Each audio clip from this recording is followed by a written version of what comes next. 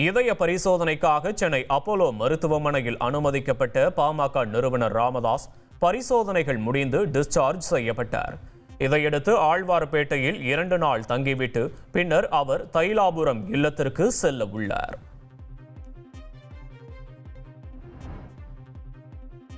கூட்டணி குறித்து சமூக வலைதளங்களில் பரவும் தகவல் தவறானது என பாமக தலைவர் அன்புமணி தெரிவித்துள்ளார்.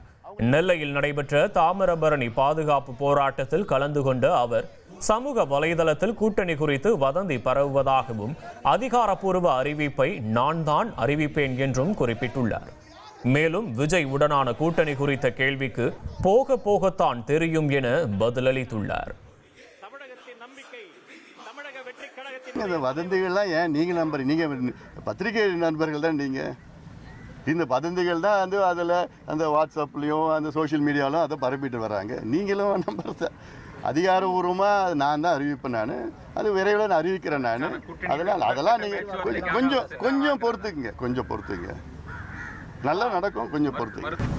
விஜயும் பாட்டாளி மக்கள் கட்சியும் இணைந்து தேர்தலை சந்திக்கிறதுக்கு வாய்ப்புகள் இருக்கு. 2 பேரும் கடும் கூட்டம் போடுது. நீங்க 2 பேரும் சேர்ந்து தேர்தலை சந்திக்கல. அதெல்லாம் நாங்கள் போக தெரியும்.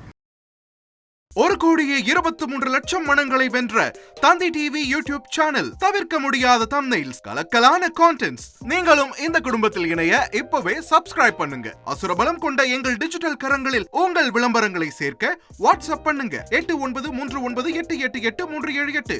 Email advtthanditv@dttv.in.